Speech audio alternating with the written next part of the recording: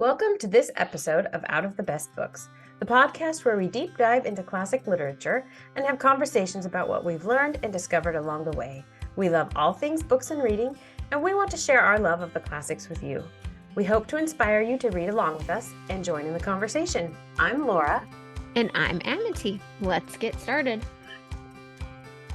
Hey, jumping into the last part of the book where it just gets heavy and emotional. There's ups, there's downs, there's just, it's good. I think everybody's going to really like it.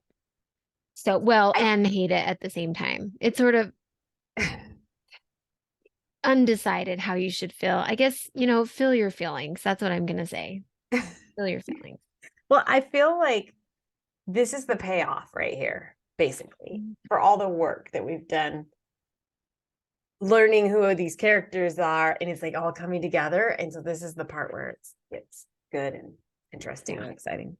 The last chapter was where Parton is blackmailing Barsad, who is the spy, into doing some stuff that he wants him to do. And remember the whole chapter about the cards. And he's like, play your best card. Wait, my cards are better. Mm-hmm. It was good. Yeah. And what had just happened is that Charles had been in prison. He went before the tribunal. Dr. Manette was able to get him free, which didn't happen very much. Everybody's celebrating. They're like, oh, phew. And then he was barely home with Lucy. They're still in France, of course. Barely had time to breathe. And all of a sudden there's a knock on the door and there's soldiers that have come to arrest him again. And it's very significant because they said, there are 3 people who have denounced you. And they're like, who? And they turn to Dr. Manette and they're like, you're asking who? And you're like, what? And they said, you'll find out basically in front of the tribunal tomorrow. Yeah. So that's important. I realized later as I was reading, and I don't know why I didn't realize this back then, but that he wasn't even home a night. Right. Got home and that evening they came and took him away again. So yeah. That was interesting. He hadn't had a chance to bathe or change or really even eat a meal. He was just in and then out. And then that's what led to Sidney Carton's whole game and deal with Barsad, which we'll learn more about later. Yes. So we just left off with the card game chapter, and Carton has gotten Barsad to agree to basically give him access to Charles if he is going to be, if he's sentenced to death, then he needs to have access to him. And it's kind of like, I can't remember if it's in that chapter or the next, or the one we're talking about now, but everybody's kind of like, well, what's that going to do? It's not going to, that's not going to be helpful, but he has a plan. Mm-hmm. And I keep thinking about how Charles Dickens, set Carton up as this character who was really smart, and he was orchestrating all of this, and nobody else kind of had a clue what he was doing, but he knew it. He had a plan. He knew what he was doing. At the end of the chapter that we left off last week, Carton and Barsad had gone into a room to talk alone. In this chapter, they're still alone in the other room. Mr. Cruncher is very fidgety, and Laurie, because if you remember, Mr. Cruncher had kind of outed himself and said, I know that, Roger Clyde wasn't in that car, in that coffin. And so now Mr. Laurie's kind of like, how do you know that? What have you been doing? I love how Charles Dickens explains things, like how he describes things. He says, talking about Cruncher being fidgety, he changed the leg on which he resisted as often as he changed the leg on which he rested as often as if he had 50 of those limbs and were trying them all. He examined his fingernails with a very questionable closeness of attention, and whenever Mr. Laurie's eye caught his, he was taken with that peculiar kind of short cough requiring the hollow of a hand before it. Yeah. Which is seldom, if ever, known to be an infirmity attendant on perfect openness of character. Like, you're only doing that kind of cough if you're trying to hide something. You're not really fooling anybody. They come out of the room and sorry, back up.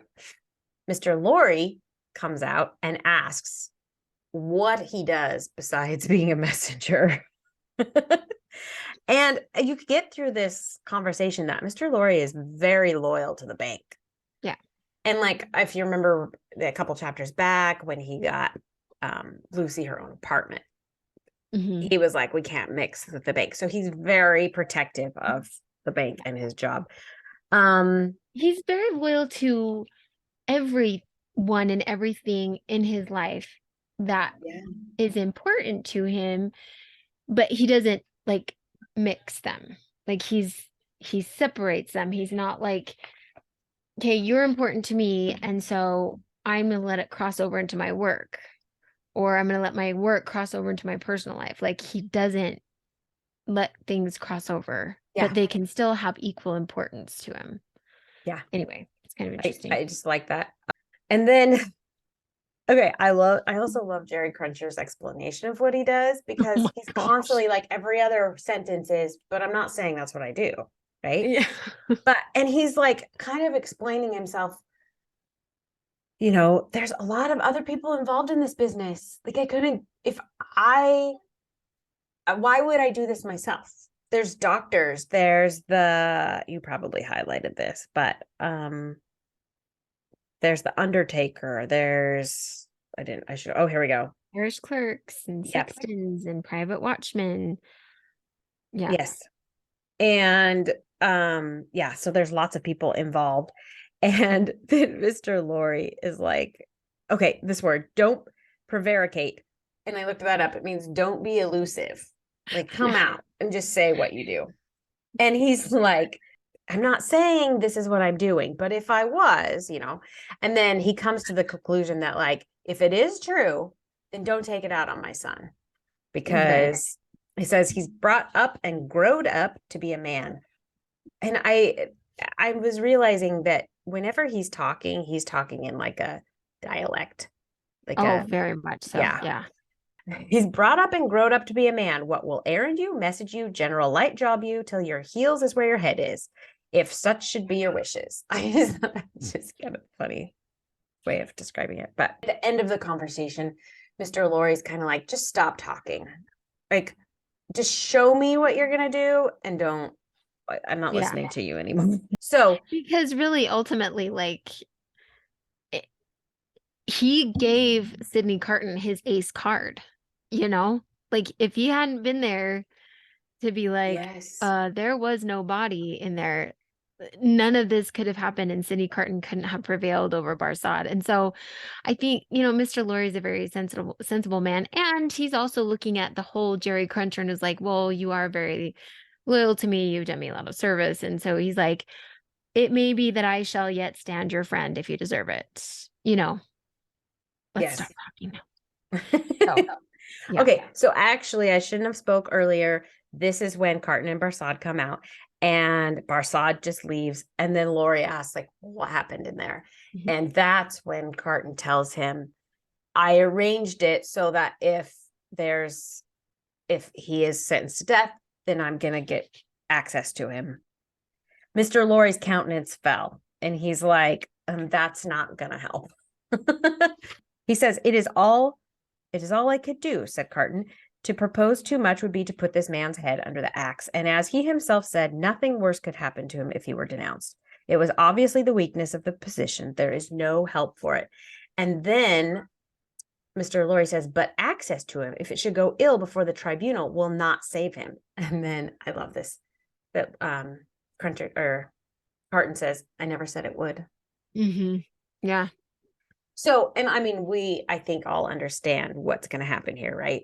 And so it's not going to save him in the eyes of whoever is executing him. That's going to happen. Yeah. Yeah. So yeah, that's not what this plan is meant to do. Carton, they have a little bit more conversation, and he says, don't tell Lucy. Like, And don't tell Lucy that I was here. And then they go into this long conversation about how much older Mr. Lorry is now, which I thought was interesting because I hadn't really thought about how old he was, and that he's kind of an older man now. He's 78 Yeah, years very old. much. Especially for that period of time. Like, he's 78. He's very old for the 18th century. Like, he's lived a very long life. Yeah. Very And he impressive. still works. Yeah. Right? But then I guess that's who works at the bank is the old man, right? So, and then they go into this little dialogue about how he feels like his life is coming to, near to the end. And I think Carton is like, does your childhood seem far off? Does it seem like a long time ago? And Mr. Lorry's like, well, 20 years back, yes, my childhood felt like a long time ago, but now I'm like remembering things from, he feels closer to the beginning of his life now than he did in the middle. And I think it's interesting that he never got married, right? So that could be one reason he's kind of thinking about his mother. So he goes into that, and then Carton says, I understand the feeling. And there's a clue, right? Yeah.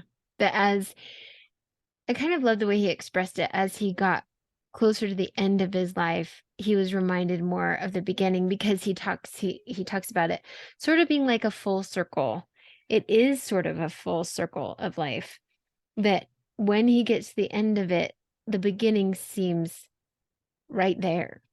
And which was really interesting. And it's also like kind of the way that human development works as well. Like, the longer you live, the closer you become like back to your beginning stages. Like, a very old person they often need to wear adult diapers, and they often have to be taken care of like constantly. Like, someone else sometimes has to feed them, somebody else has to change them and take care of their bathing needs. And I know that is so difficult for older people. It's got to be. In fact, I remember years ago, my mom had this sweater made for my grandparents, and it said, growing old is not for wimps. It's not. Like, it takes courage and humility and a lot of things to grow old gracefully. It's not easy. Not easy to have gone almost your whole life being independent and being able to take care of yourself, to going back to letting other people take care of you. But I always think that would be hard, like with your children, because you raised them and you taught them, and and then you get to the point where the kids are like, oh no, this isn't happening. We're taking control again. That would be so. My dad thought he was going to go on a trip with his brothers, which he probably will, but he was going to go on this trip to Reno with his brothers, and I was like, one of his brothers had just gotten out of the hospital, and I was like, no, you're not getting in a car and driving 20 hours with your two brothers right now, anyways. And he just kept looking at me like, and then my sister came to dinner with us, and I brought it up, and she's like, oh no, you are not going. It would just be funny. It just would be hard as like an adult to be like, okay, my kids are in charge now. How'd that happen? But yeah, I'm not looking forward to that. Mr. Lorry's like, but you're young. And he says, yes, I am not old, but my young way was never the way to age. Enough of me. So like, let's get off this subject where I don't want to talk about it anymore. He walks him to the gate. Mr. Lorry goes back to her house, and they agree that in the morning they're going to be at the court. Carton goes on this like long journey, walking through the night. And he goes to where Lucy walks every day to be close to her husband. And he has a conversation with the wood sawyer. He's just like talked about how it was a great day for the guillotine and the barber, who's the executioner, because he shaved 63 heads today. Basically, he oversaw the killing of 63 people. And like, he's super proud of it. And tomorrow we're hoping to do more. Yeah. So and creepy. He like times it by how many pipes he's able to smoke in that amount of time. Yeah. Oh, so creepy. And then he talks about how he notices that he's dressed in English clothes, Mhm. but that he speaks French, and he just mentions again that he was a student there. And I don't know, that I think that's going to be important. He then goes and picks up some drugs from the chemist, who Mhm. warns him about how potent they are. And he's like, don't mix them, be careful. He just kind of puts them in his pocket. And then he keeps walking through the streets all night long.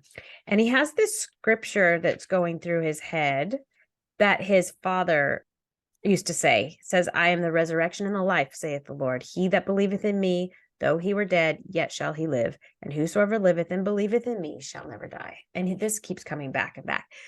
They were words that had been read at his Father's grave. So okay. when his father died, those words had been read. And so they were just really meaningful to him. And obviously it just something that he kept close to his heart, and it kept going through his mind over and over and over again. And at one point, he comes across a little girl with her mother, and they're trying to figure out how to get across the street through the mud. And he picks her up and carries her across. And then he asks her for a kiss. I thought that was sweet. And then he says the scripture again, I am the resurrection and the life. So yeah, he's walking over. Is it the Seine River? Is that how you say that? I think they say it the Seine. The Seine River? That's interesting. Okay. So anyways, he says, as the night wore out, and as he stood upon the bridge listening to the water as it splashed the river walls of the island of Paris, where the picturesque confusion of houses and cathedrals shone bright in the light of the moon, the day came coldly, looking like a dead face out of the sky. Then the night, with the moon and the stars, turned pale and died, and for a little while it seemed as if creation were delivered over to death's dominion. So I just think that's a little bit of like foreshadowing that. It totally is. But then if you go on, it's also like, but here's hope. Like, Yeah. it's like the world has been taken over by darkness and despair, and death has overtaken creation. But the glorious sun rising seemed to strike those words, that burden of the night, straight and warm to his heart in its long bright rays. And looking along them with reverently shaded eyes, a bridge of light appeared to span the air between him and the sun. And that's just, it's beautiful. It's this beautiful imagery that's like the sun always rises and the light always comes back. Even like, what is that saying? Like, it's right after the darkest part of the night that the sun finally starts, right? Totally forgetting it. But do you know what I'm talking about? Yeah. It's like, yeah, the light comes right after the darkest part of the night. And here he is, and he's experiencing that in his real life. Yeah, and I think he's kind of thinking, I'm going to be the scripture that he's remembering is like the savior, right? Like I'm going to bring the light to this, because I'm going to do what I can do to fix, to be the light in Lucy's life or right. whatever. Yeah. Okay. So it's the next morning. Charles Darnay is brought in before the tribunal. They're all there at the tribunal. So I highlighted this. When her husband was brought in, she turned a look upon him so sustaining, so encouraging, so full of admiration, admiring love and pitying tenderness, yet so courageous for his sake. So she's wanting to be strong for him, that it called the healthy blood into his face, brightened his glance, and animated his heart. I liked this too. If there had been any eyes to notice the influence of her look on Sidney Carton, it would have been seen to be the same influence exactly. So he's watching her, right? Yeah. Yeah. And it kind of gives him this uplift. And yes. And I think it's interesting too that it talks several times about the unjust tribunal. There's no order, procedure. And it really, I don't know, as I was reading it, I was thinking about the difference between the French Revolution and the American Revolution, and how there was just like hours and hours, days and days, months and months of planning and preparation and thought, and these brilliant minds really thinking, how are we going to make this work as a country? It wasn't about the thirstiness and let's destroy these people who have made our life hard. Like, some of that happened. Like there was a war and there was some brutality, absolutely, as there always is in war.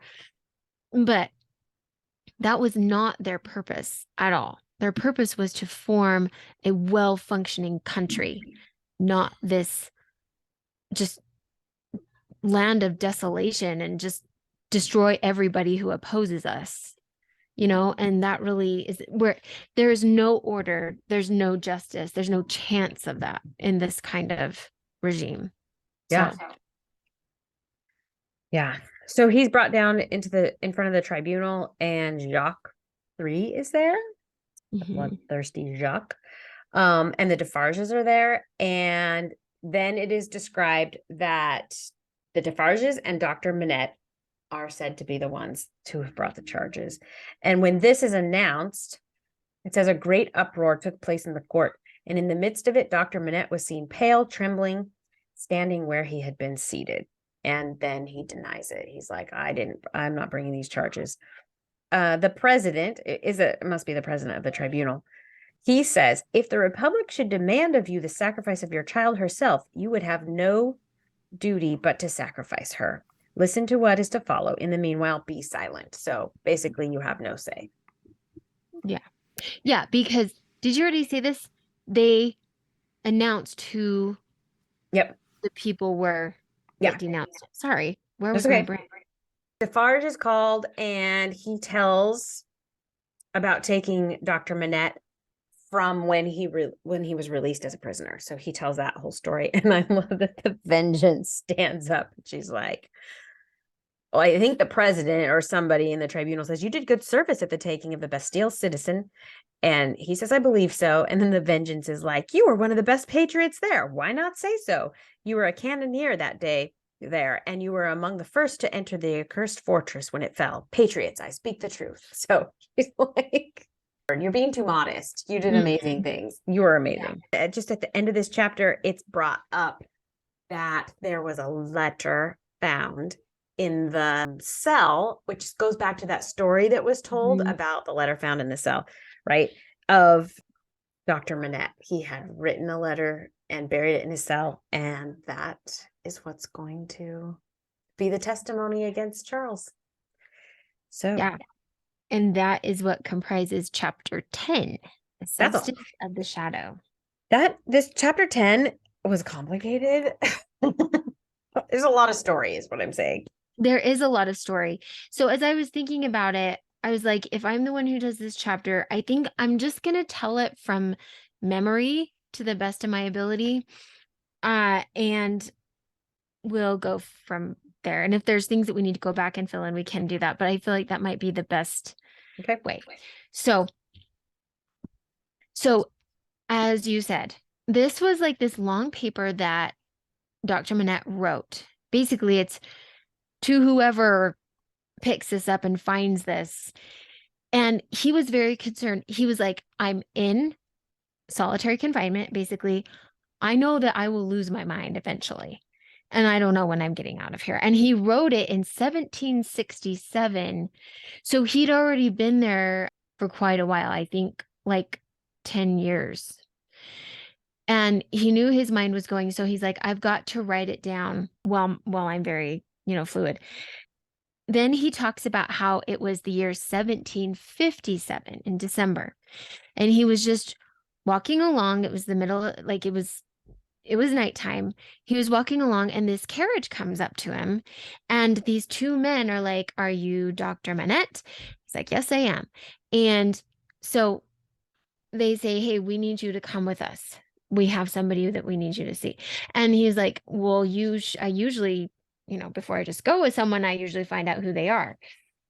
And they didn't really answer him. Instead, they just basically forced him into the carriage, and then they just started going along.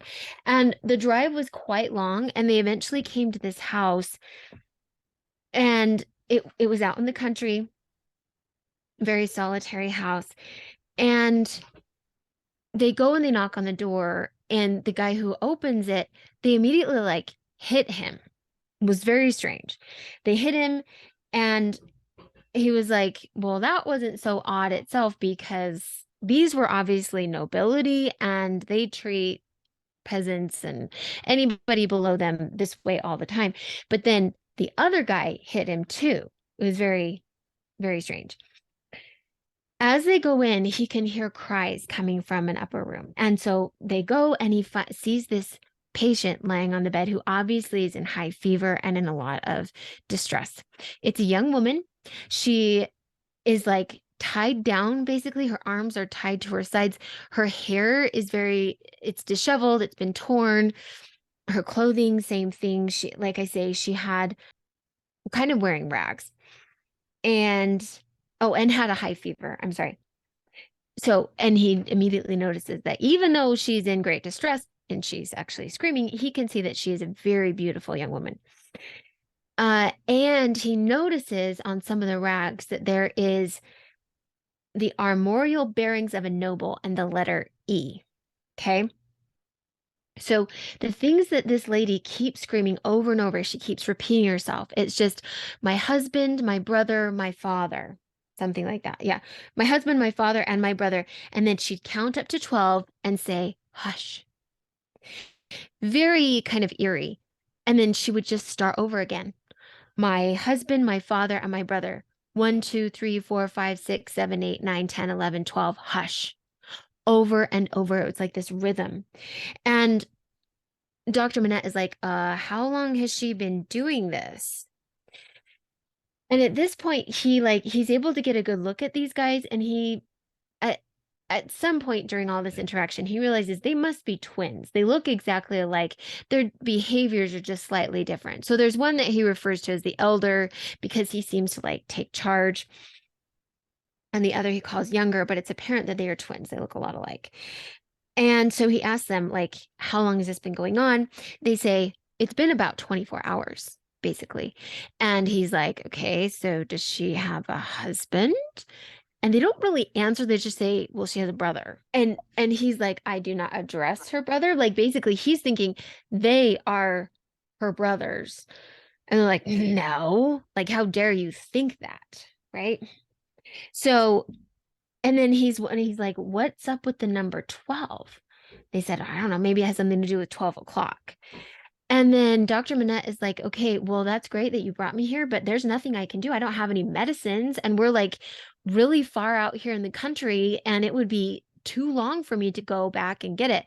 They said, oh, we've got medicines. So they dump out all their stuff. He looks out over it and figures out what he can use. And then he's like giving her dosages and things. It's not really helping, but he's a wonderful doctor, wonderful bedside manner. He like lays his hand on her chest, and he's just there, and his presence is calming enough that she's not like, tossing and turning so much, but she's still repeating this, my husband, my brother, my father, counting to 12 and saying hush. And it's at that point that they decide to tell him, oh, and there's another patient. He's like, wait, what? So they take him to what sounds like it's almost like a barn, like a loft in a barn. They say it's like a back room, and there's like hay and all these things. And he finds this young boy just laying down on the hay. He said he's just a young man. He's about 17 years old. And he said that he's got a wound in his chest, that it's from something sharp. And we find out that it was from a sword. And the men who are with him, they're like ready to admit, oh yeah, well, that was my brother's sword. Like, he's responsible for his death because this kid was an idiot and basically challenged him to a duel, and he lost, And he said there was no pity, there was no sorrow. They just treated him and looked at him like he was a dog, like he was just, really lower than a dog. He was nothing to them. The young man kind of rouses himself and is able to talk to Dr. Manette, and Dr. Manette talks to him, and the young man is like, have you seen my sister? And find out that the young woman in there is this boy's sister. And what we find out is, okay, so the two men, they are brothers. It is the Marquis de Evremond, or how is it, de Evremond, and his brother. the Marquis is sort of like the ruling lord there. It's the village that we've talked about previously in the book. And his brother had been around and he'd seen this young woman and was like, can you loan her to me for a while? Because I want her for a distraction. She's really pretty. And like, ew. And the young boy was like, that's how they treat us. Like, this is completely normal for them, but it is unacceptable. Like, Yeah. you know, it is within their right to do, but that's not okay. And apparently this young woman had just gotten married. She had a husband and he was pretty sickly.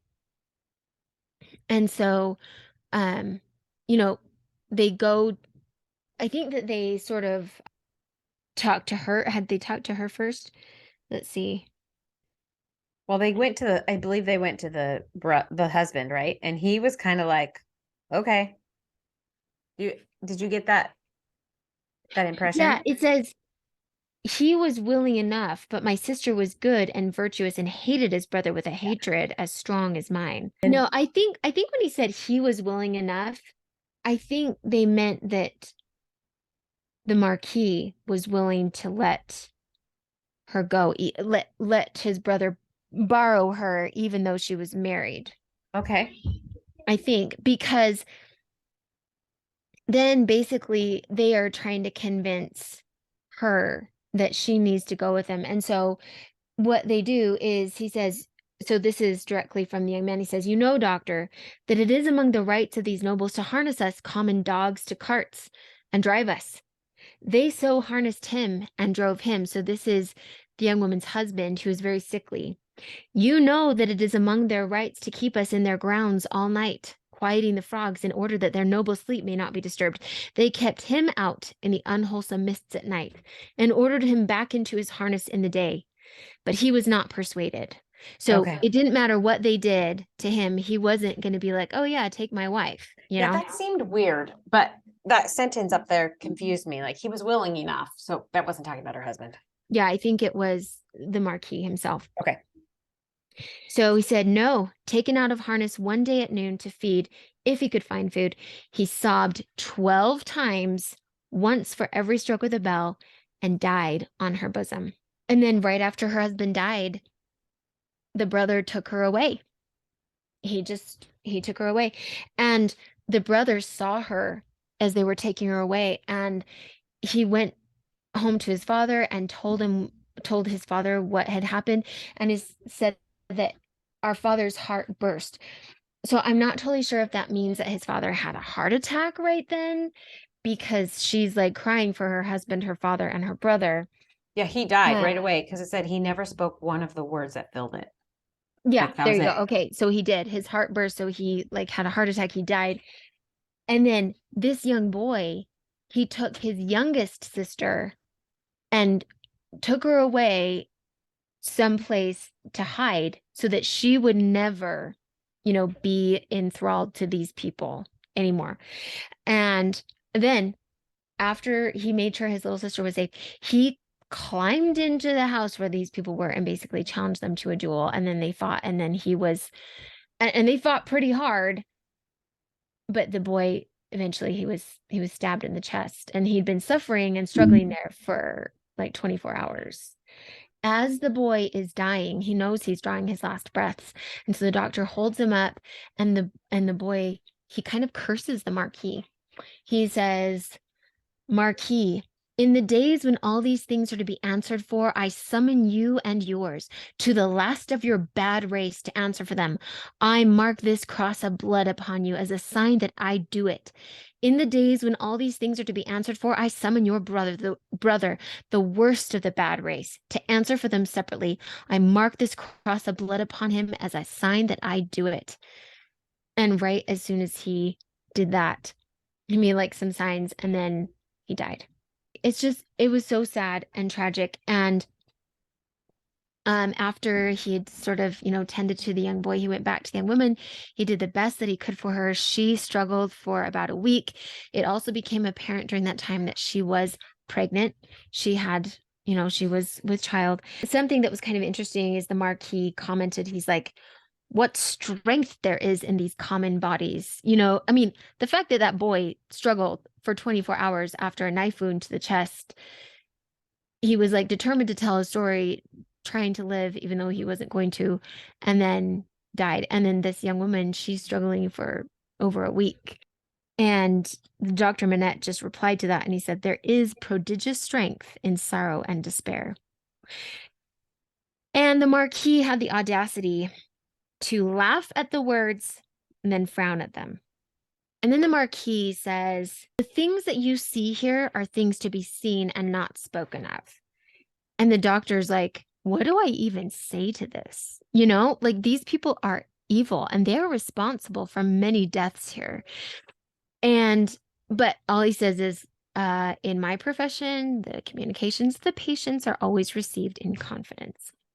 So anyway, like I said, the young woman struggled for about a week and then she passed away. I kept thinking she died every time because he kind of, anyways, I'm like, she died. Okay. Then I read a little, no, she didn't die. Okay. Yeah. Sound like she died. Nope. Okay. Not yet.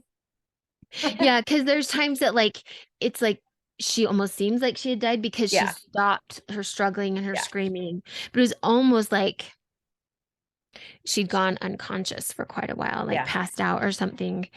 But she eventually died. And all that the men could say about it was, okay, is she finally dead? You know? And they tried to pay him for their, like, we're going to pay you for your services. And he was like, it's okay. I don't want you to pay me. And they tried to give him this, it says a rouleau of gold. I don't know exactly what that is. And Dr. Manette was like, under these circumstances, no thanks. Yeah. But a while later, it ended up on his doorstep. And they did pay him the gold. So he kind of wrestled with this for a while. And he was finally like, I have to tell somebody. And so he wrote a letter to the minister. I guess that's the minister of what? Yeah, it just said the minister. Yeah. And so he like gave all the details because he was feeling horrible. He was like, he knew that the nobles had so many immunities and so many rights, which were just ridiculous. And basically peasants had no rights whatsoever. But it was kind of like, but can they really get away with murder? And anyway, he didn't even tell his wife what had happened because he felt like the more people that knew about it, you know, the more danger they might be in. Mm-hmm. And he hadn't quite finished the letter when there was a lady who came to talk to him. It said it was the last day of the year. Oh, because, yeah, so this was just like a week or so later. So this lady comes to see him and he finds out it's the wife of the Marquis Saint Avremond. Oh, it's Marquis Saint Avremond, not de Avremond. Sorry. Yeah. So he says that he can't write the words of their conversation, even though he remembered it. But basically, she reveals to him that she had suspected something about the young girl and felt really bad about it and wanted to do something about it and wanted to take care of her. And one of the main reasons was that she was unhappy in her marriage. She knew that her husband was a horrible person. She was actually a decent person. And she knew like the nobility was just awful to common people.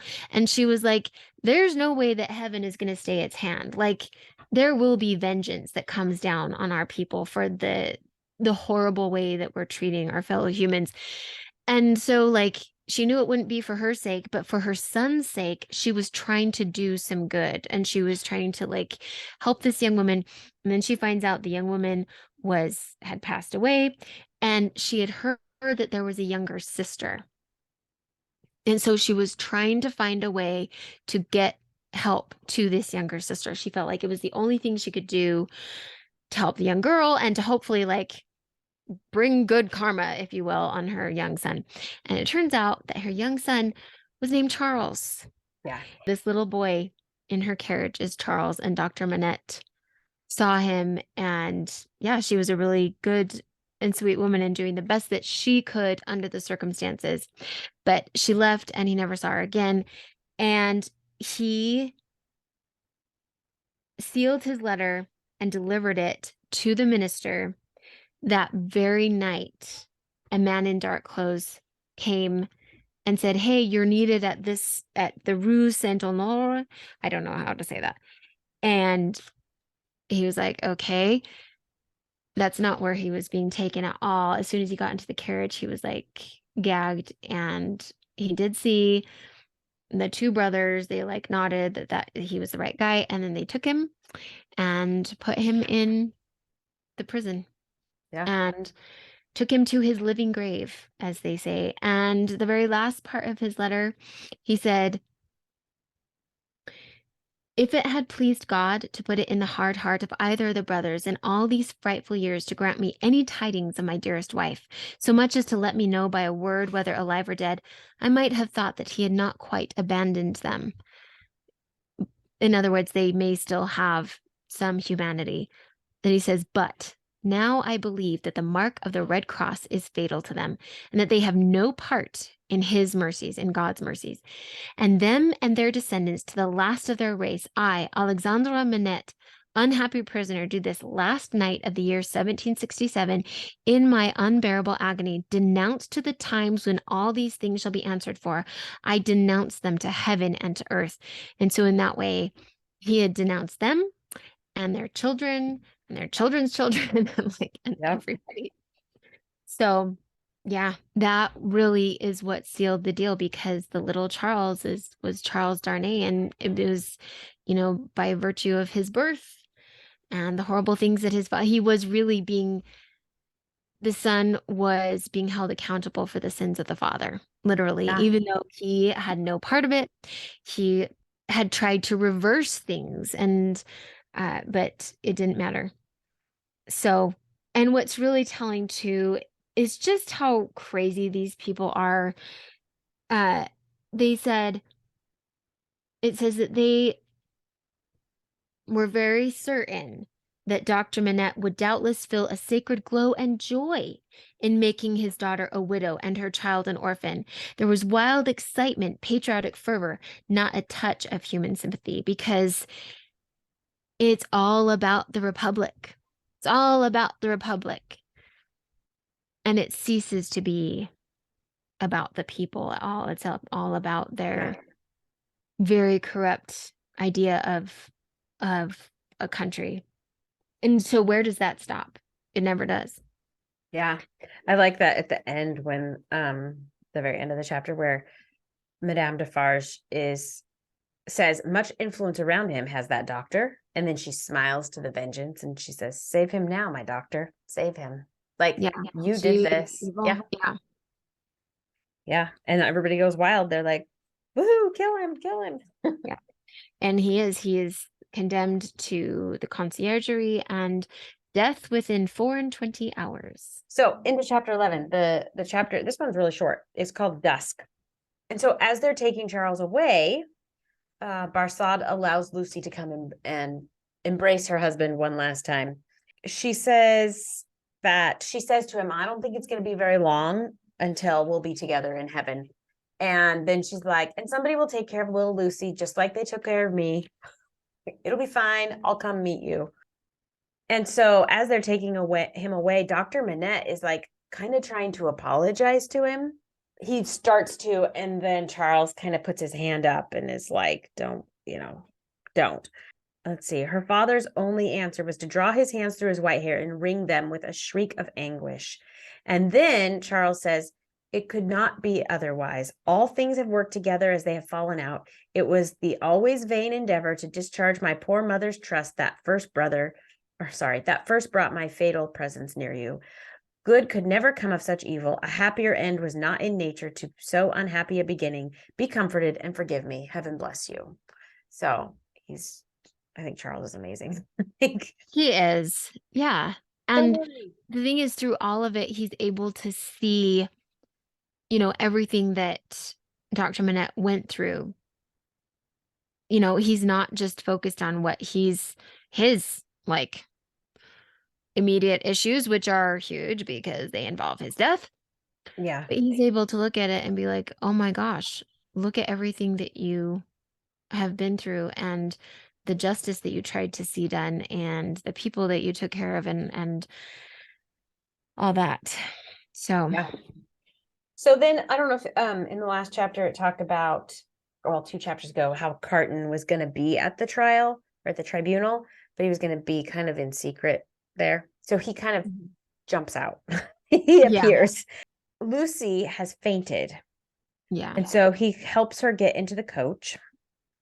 And he lays her down in the coach, and her father, Mr. Lorry, get in with him. And I think it looks like he took the seat beside the driver. So Carton gets in too, and they go back to the house. Carton takes her inside, and Miss Pross and little Lucy are kind of crying about her because she's unconscious. And that's when little Lucy asks Carton to help them. She says, "Oh, Carton, Carton, dear Carton," cried little Lucy, springing up and throwing her arms passionately around him in a burst of grief. "Now that you have come, I think you will do something to help Mama, something to save Papa. Oh, look at her, dear Carton. Can you, of all people who love her, bear to see her so? Like, please help me." He goes and he kisses Lucy. And it says later, the daughter, little Lucy, had said that she'd heard him whisper to her, "A life you love," as he leaned down and kissed her. Mm-hmm. So then Carton kind of asks Dr. Manette, like, can you just don't stop trying? Do everything you can to try to get Charles out. They have no hope. Yeah. None of them really have any hope that anything is going to work. Mr. Lorry doesn't, Carton doesn't, probably Lucy doesn't. I don't think they talk about her. Well, she's asleep. Yeah, he says, just let her sleep, Yeah.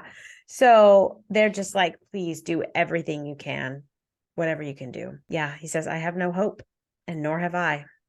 If any of these men or all of these men were disposed to spare him, which is a large supposition for what is his life, or any man's to them, I doubt if they durst spare him after the demonstration in the court." So, right. looking after what happened there, we're kind of out of luck, but we're not going to stop trying. So chapter 12, darkness. This is a big one. It is. Okay, so we're back to Sidney Carton. He's kind of left Lucy, Mr. Lorry, Dr. Manette. He's out on his own, and he's like, okay, what should I do with my time? And he's like, I think it would be best if these people saw me. If I kind of make myself known to them, like that they know that somebody like me is around. And we'll find out why in just a second. So he makes his way to Saint Antoine, and he knew that Defarge had a wine shop, and so he goes to the wine shop. He makes his way there. There's actually 4 people there. There's Jacques 3, who's having a drink at the counter. There's Monsieur and Madame Defarge, and there's also the Vengeance, because she's everywhere. So Carton comes in and he sits down, and Madame Defarge, I love this, it says, Madame Defarge casts a careless glance at him, and then a keener, and then advanced to him herself and asked him what it was he had ordered. She's like, like looking at him more closely and more closely and more closely. And so he makes his order, and she's like, "Are you English?" He says, "Yes, I'm English." Then Madame Defarge is like, "I swear he looks exactly like Avremond." She sees the similarity between him and Charles, and that's exactly what he wants. He wants them to see that similarity. And so they kind of go back, like Monsieur and Madame Defarge kind of go back and forth. Yeah, he's a little bit like him. Vengeance is like, yes, and you are looking forward with so much pleasure to seeing him once more tomorrow. So she's like, Madame Defarge, like, you're looking forward to seeing Charles beheaded, because that's who you are. Sidney kind of pretends to be absorbed in reading this newspaper. And while he does, he listens to this very long conversation between these 4.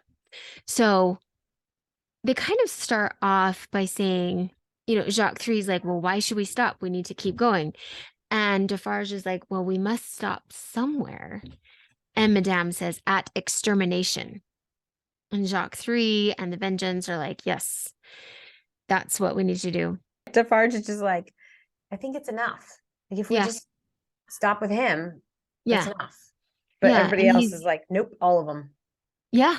Yeah. Absolutely. He's like, this doctor has suffered much.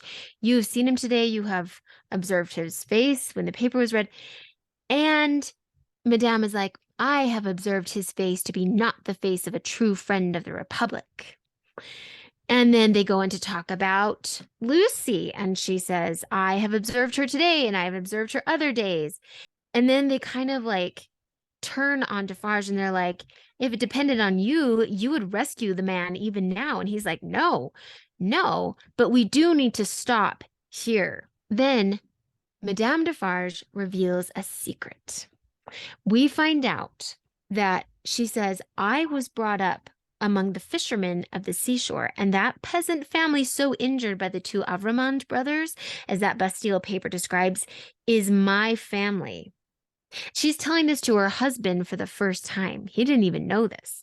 She says, that sister of the mortally wounded boy upon the ground was my sister. That husband was my sister's husband. That unborn child was their child. That brother was my brother. That father was my father. Those dead are my dead. And that summons to answer for those things descends to me. And so basically, you know, going back to where Defarge was like, it's enough. Like, we need to stop. And she's like, tell the wind and fire to stop. Don't tell me. I love it. She is very full of anger and hatred and vengeance. Defarge even tried to kind of bring up the wife of the Marquis and like how she had been trying to be compassionate and good and turn away from those people, but that didn't, you know, that had no sway on her. Yeah, she just says it again. Tell the wind and fire where to stop, not me. Yeah. Carton hears all this. He learns a lot and he gets up and he leaves. He goes back to Mr. Lorry and finds out that Dr. Manette has been gone for a long time. They don't know where he's at.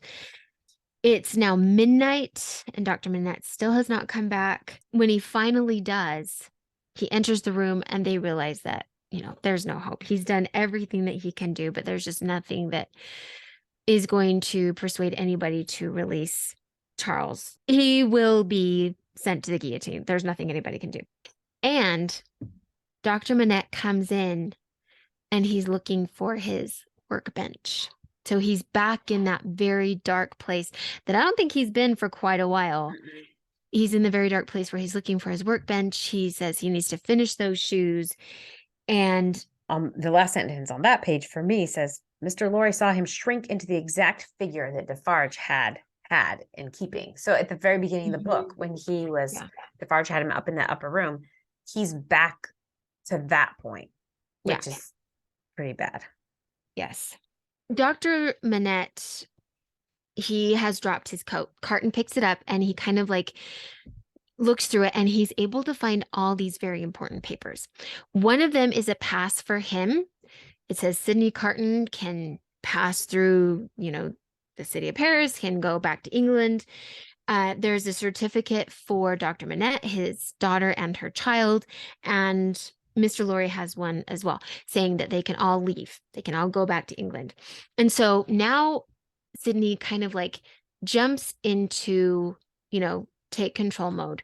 So he leaves instructions for Mr. Lorry. He says, okay, everybody's in very great danger.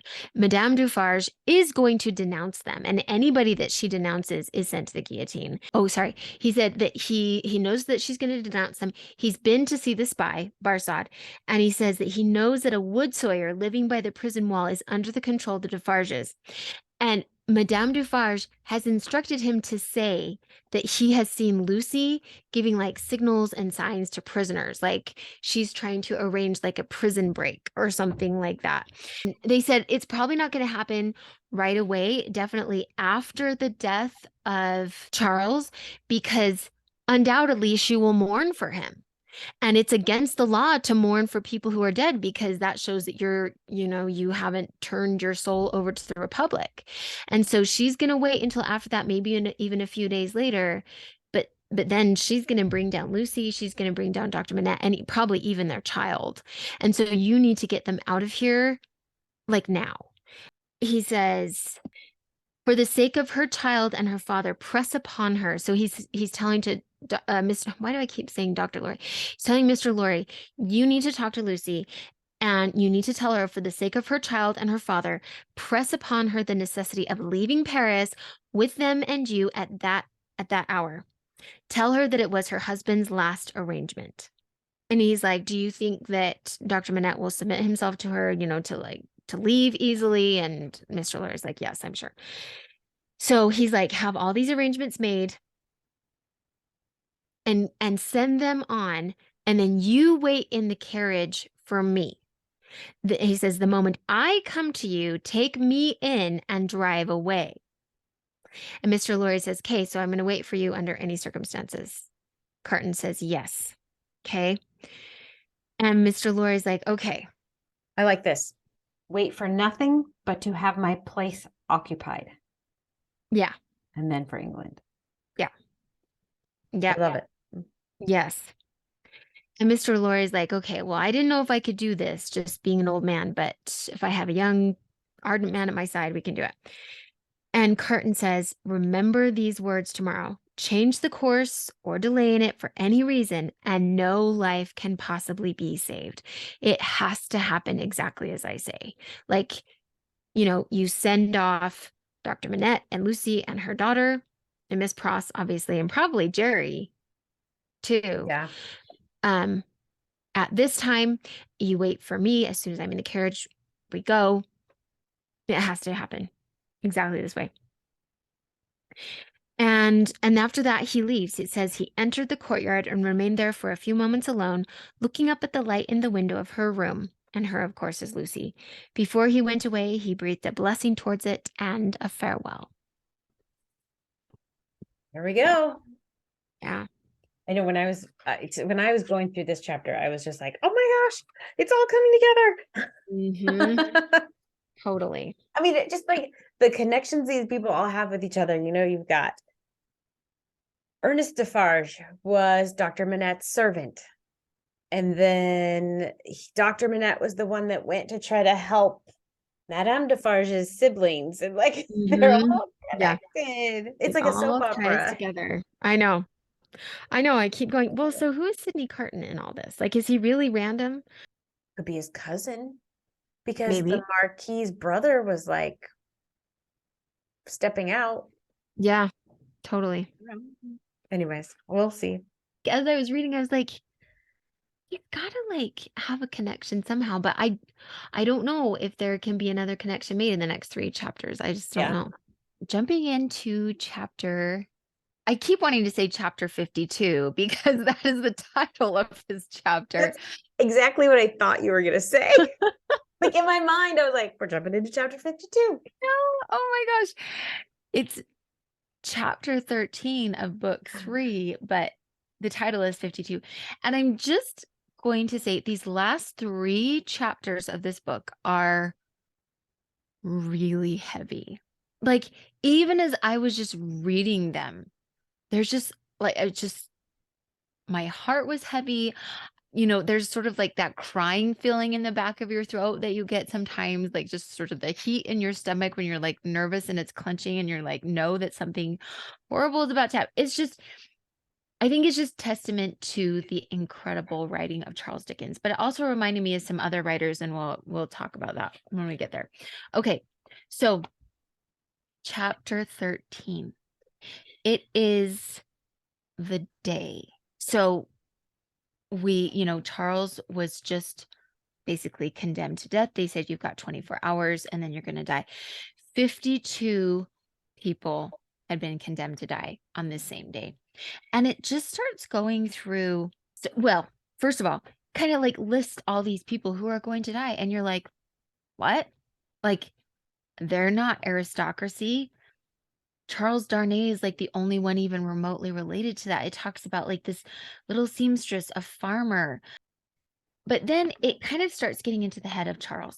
And it says that he's under no delusions. Like, he knows he's going to die. And so he's like, I may as well come to grips with it. Like, there's no saving me. It doesn't matter if there's a few people who think I'm innocent, the millions were against me. And And it says, it was not easy with the face of his beloved wife, fresh before him, to compose his mind to what it must bear. His hold on life was strong, and it was very, very hard to loosen. And you think about that, and it's like, he'd probably have this, like, no, this can't be the end. Like, I have so much of life ahead. Like, this was not, I could not have foreseen this at all. And yet here it is. And I have to, like, come to grips with that. And it was kind of interesting because it's like he would try to, like, resign himself to his death, but then he almost felt selfish in doing that because he knew he was leaving his wife and child behind, and like everything that they would have to face and endure because of his death. And so he kind of felt selfish in, like, resigning himself to death. It was like, well, that's not fair. Which speaks a lot to his character, I think, but also, like, what incredible torture. I mean, at one point he's like basically tries to calm himself down because he thinks that will help them, though. So Yeah. maybe he's like Yeah. torn, like, I feel bad calming myself because this is gonna be awful for them, but then at the same time, maybe if I calm myself, they can handle this. I don't know. Yeah, I think you're exactly right. Yeah, because he was like, in order for them to ever have peace of mind in the future, I need to face this with dignity and fortitude. So then one thing that he did do was he sat down to write a letter to Lucy. And he wanted to make sure that she knew that he had known nothing of her father's imprisonment. He had nothing to do with it. Of course, he was a child. And and as he grew up, he still knew nothing about it. Like, why Yes. would they tell him? It was just, they had probably forgotten, honestly, his father and uncle. Probably up until yesterday. Like, he learned about it when they read the letter. Yeah. Yeah. He had no idea. So, and anyway, so he just, like, goes through and he says he entreated her for her father's sake never seek to know whether her father had become oblivious of the existence of the paper or had it recalled to him by the story of the tower on that old Sunday under the dear old plane tree in the garden. Did I catch that he also said that her father had made him promise not to tell her what his Yeah. name was? Right. When they were betrothed, he was like, hey, you can't tell Lucy what your real last name is. Yeah. And that had been kept between them. But he didn't really understand why, obviously. But he's just like, all right. And at last he says, next to her preservation of his own last grateful love and blessing and her overcoming of her sorrow, to devote herself to their dear child, he adjured her, as they would meet in heaven, to comfort her father. So he's like, take care of our child, comfort your father, and I will see you in the next life, Yeah. And then he wrote a letter to Lucy's father, to Dr. Manette, and he wrote kind of like basically the same thing. It says he expressly confided his wife and child to his care. And then he wrote a letter to Mr. Lorry and to say, please take care of all of them. And also to Mr. Lorry, he kind of like outlined any worldly affairs that he had, any business that needed to be taken care of. He's like, this is what I need you to do. And it says he never thought of Carton. Like, kind of like, why would he? I mean, they were friends, but like not, it wasn't like that kind of level. And especially in this moment of death, he thought of just those very closest to him. And Sydney was not necessarily that close to him. So, and then when he's done writing the letters, he's like, oh, okay, I've done everything that I can do. He falls into sleep. And of course, in his dreams, he dreams that he's back in Soho with his wife and his child, and that all of this was just a dream, a nightmare, really. None of this awful stuff had happened. But then, of course, he woke up, and the first thing that comes to his head is, this is the day of my death, which would be awful. It says that he said he hoped that he could meet the end with quiet heroism. This is kind of interesting because he realized he'd never even seen the guillotine. And all these details started going through his mind, which which is an incredible, what do I want to say? Literary device, I think, that Charles Dickens uses to really like get you in his head and to kind of put you there too, Yeah. to be like, oh my gosh, like this is so real. He's like, how high was it from the ground? How many steps would you have to climb after you get out of the tumbrel? Where would you stand? How would he be touched? You know, the hands that grabbed him, would they be dyed red with somebody else's blood? Which way would his face be turned?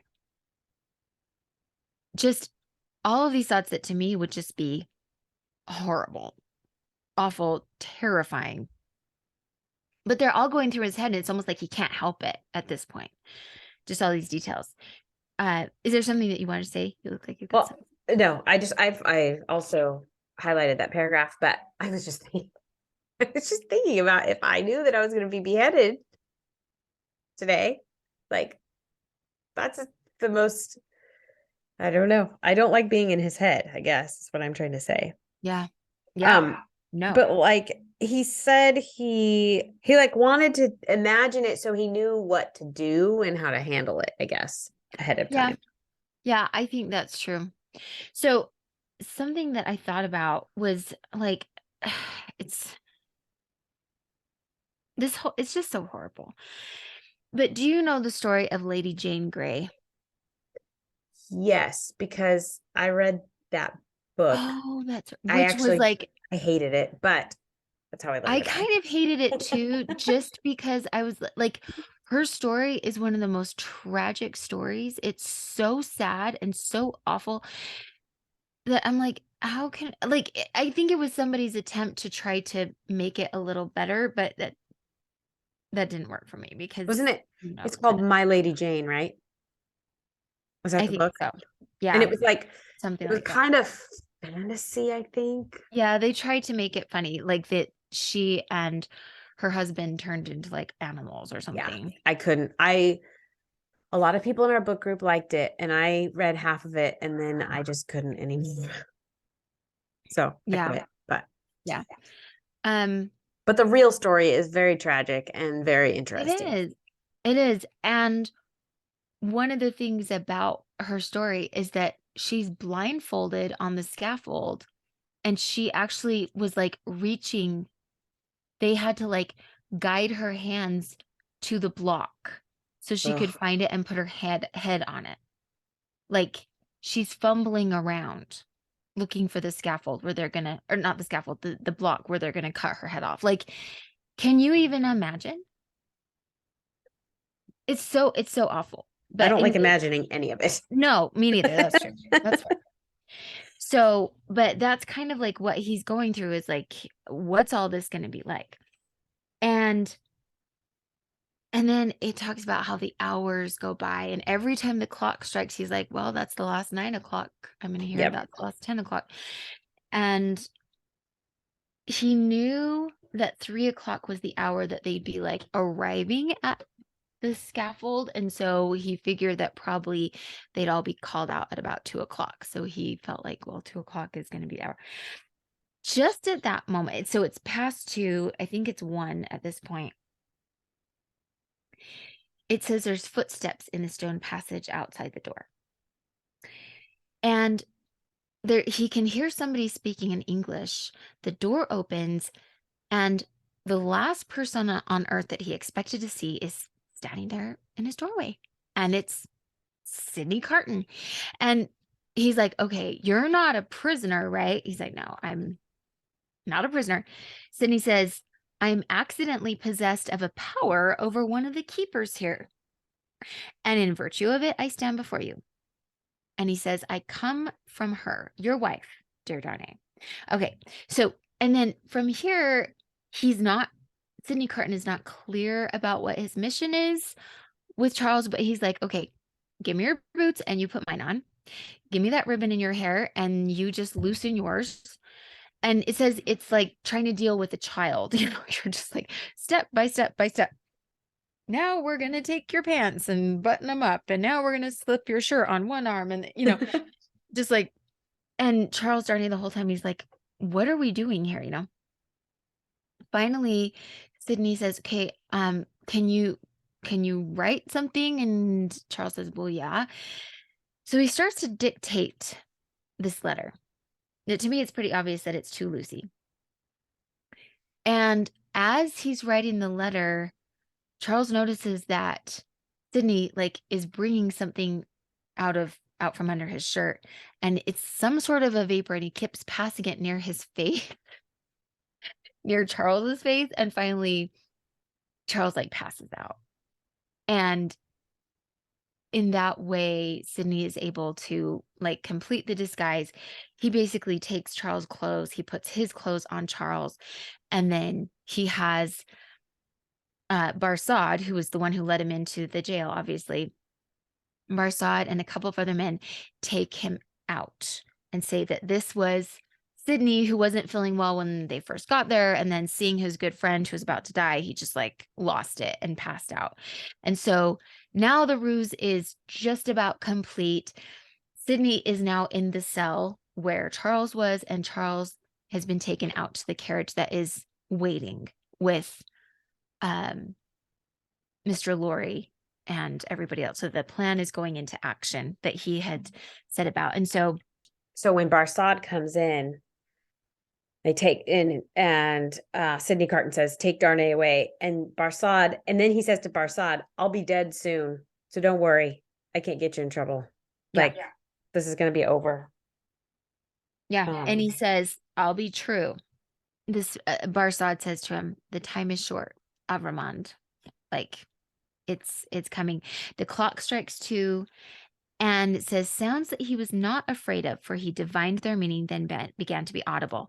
The jailers are going around and calling out the prisoners whose names are on the list of people who are supposed to die that day. So a jailer pokes his head in, he reads off his list, and he goes out with the others. And it says that, you know, he sees all kinds of reactions. Some people are lamenting and restless. The great majority of people were silent and still, looking fixedly at the ground, and they're all there. Their hands are being bound. He says that he stood by the wall in a dim corner. One man stopped in passing to embrace him. We don't know who that guy was, just somebody that he'd gotten to know. Well, that Charles had gotten to know. And Sydney's afraid that he's going to be discovered. Like, oh, but nothing happened. And then this young woman comes up to him, and she knows who he is. She knows who Charles is, and so she calls Sydney, you know, Citizen Avramond. And she says, I'm a poor little seamstress who was with you in La Force. And he's like, oh, yeah, what were you accused of? She says, plots. She's like, though the just heaven knows that I'm innocent of any. She's like, why would anybody plot with me? She's like, I'm just like this poor little seamstress. I don't know anything. I'm weak. But here's what she says that's like, ooh, she says, I'm not afraid to die, Citizen Avramond, but I have done nothing. I'm not unwilling to die if the Republic, which is to do so much good to us poor, will profit by my death.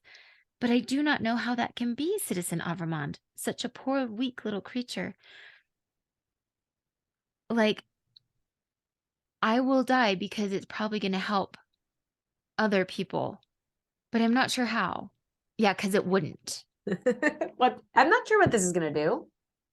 Yeah, but because it won't, because the cause that you are so sold on and all these people are too, it's lost. It's a completely lost cause because they are lost in bloodlust and suspicion and just insanity.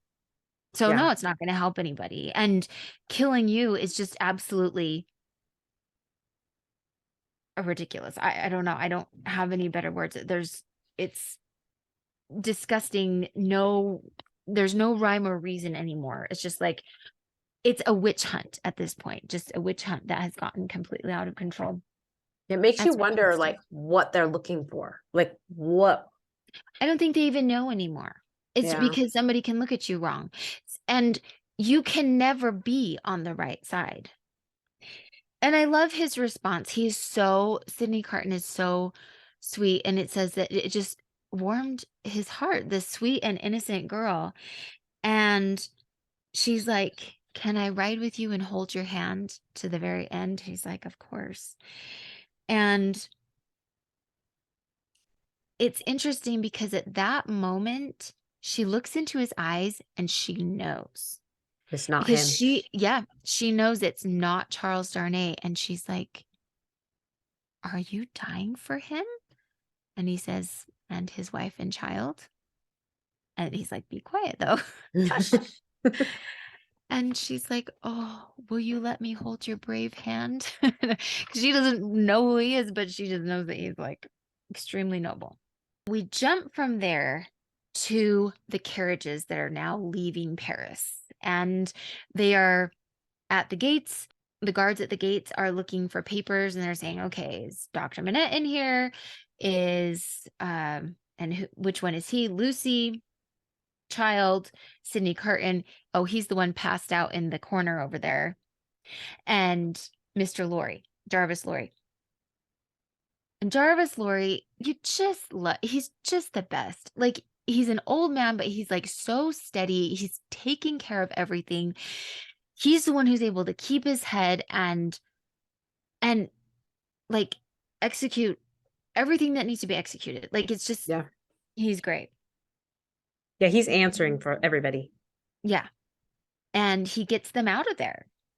So they're able to pass through the gates. But then after that, of course, they are just wild with anxiety. They're Yeah. worried that somebody is going to come after them. They feel like it's taking forever to do anything, forever to get away from Paris. It talks about how they get out a ways, and then after a time, their horses have to be changed so they can keep going. But leisurely, the 4 horses are taken out. Leisurely, the coach stands in the little street. Leisurely, this happens. And they're just like, "Let's go." They're just dying. They just feel like, "We got to get out of here." And they keep saying, "Are we pursued? Are we pursued?" And they're not. Nobody's after them. Although we find out like they are pretty lucky that nobody's after them. And finally, the man who is not Sidney Carton, but is in fact Charles, he starts to come out of his sleep and starts to realize what's going on.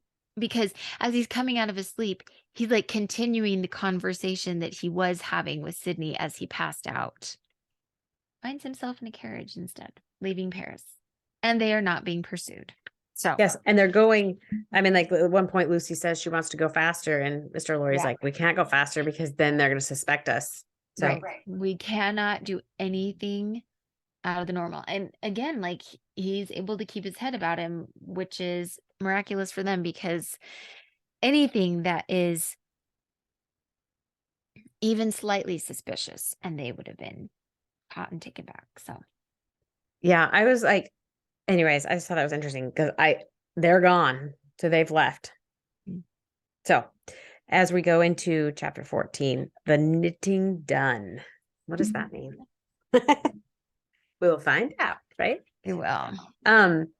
So it opens with Madame Defarge, Jacques 3, and the Vengeance are having a secret conference at the wood sawyer's shop. And basically they're saying that, well, Madame Defarge is saying, "I don't trust my husband anymore.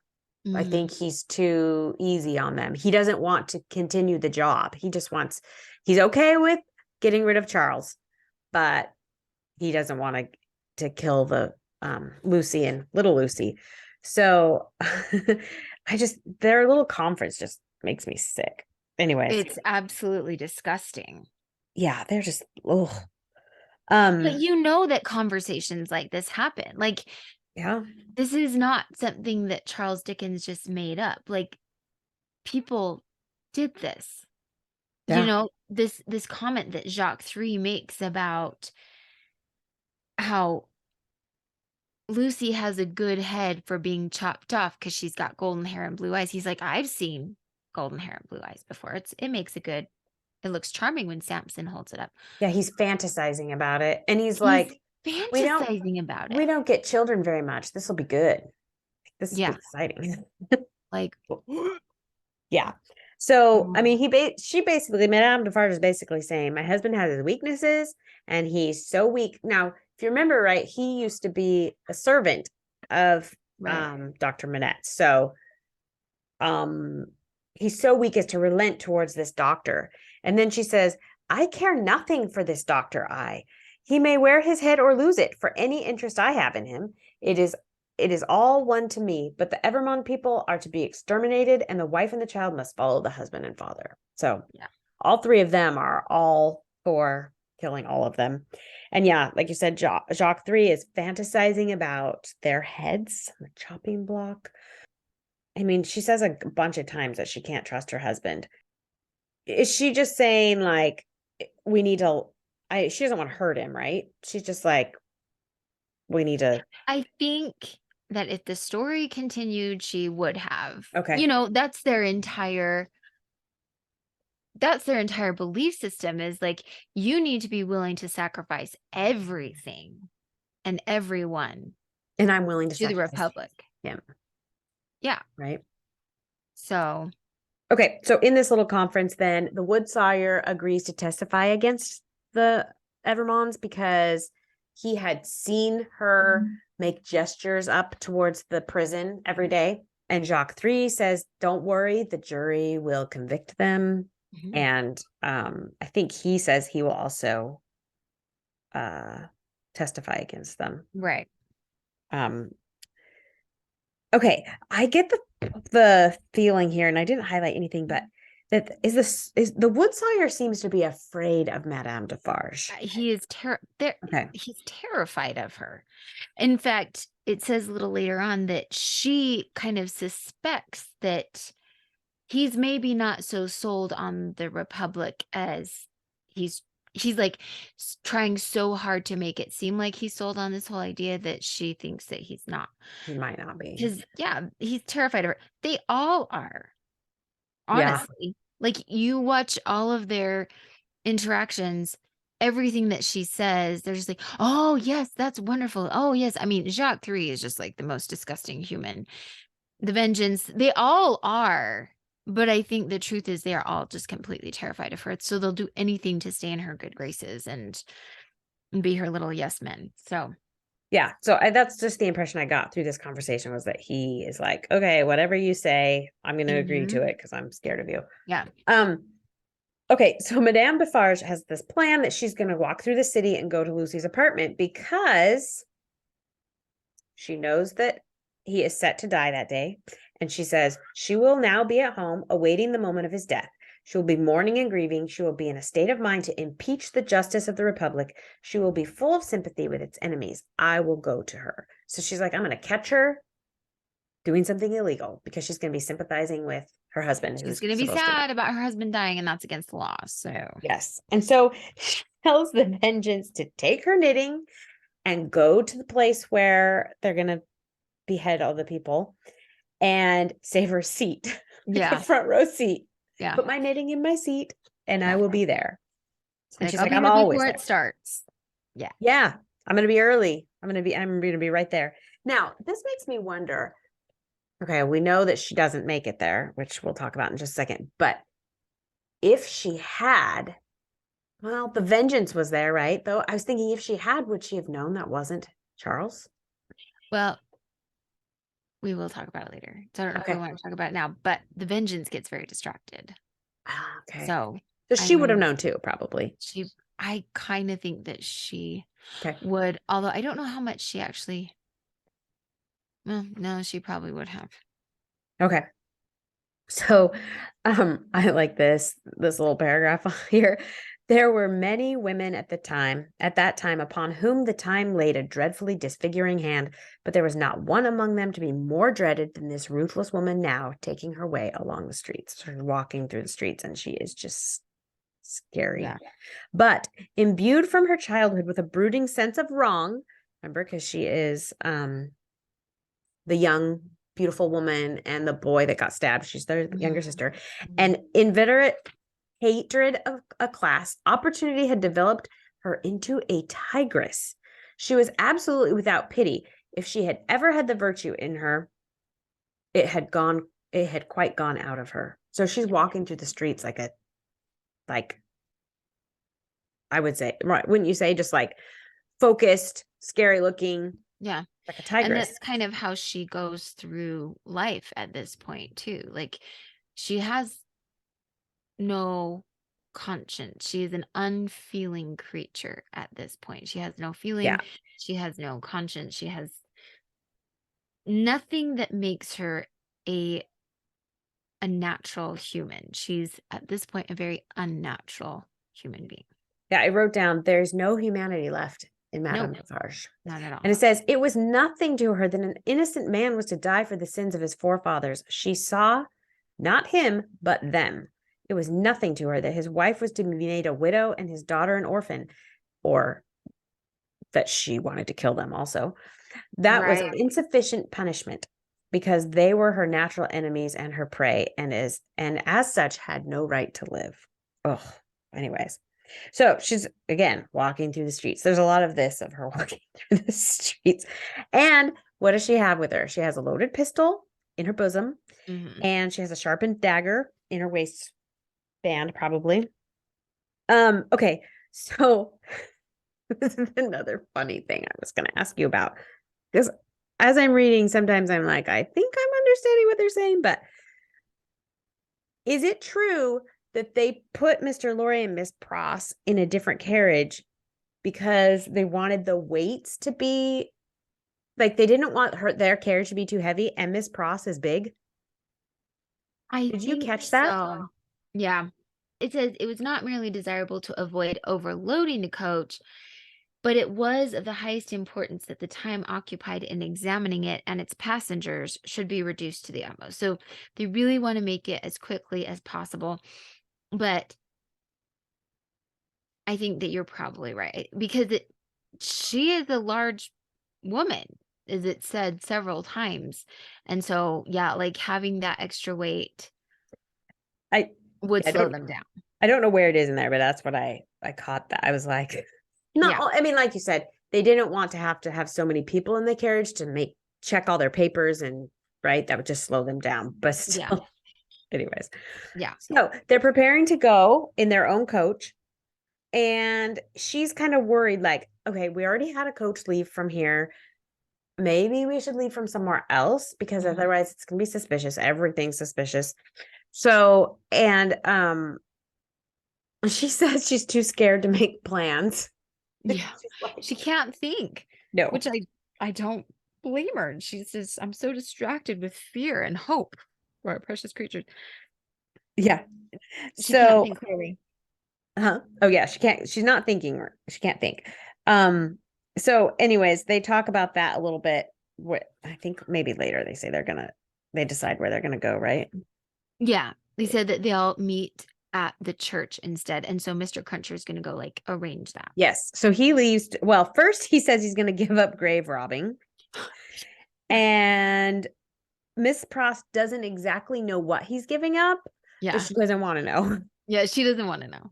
She's like, don't tell me, but good. Okay. Yeah. And then I like this too. They use the term flopping, which is praying. And so Mr. Cruncher is like, I sure hope my wife is praying for me. I sure hope Mrs. Cruncher may be a flopping at the present time. And he's like, I will never interfere with her flopping anymore. Again. So if a good thing comes out of this, it's that Mr. Cruncher, I believe, is a changed man. Yeah, now he's a praying man, right? Because he's scared. He's scared, obviously. Yeah. He leaves after that and goes to make preparations for them to leave from it's like the cathedral or something.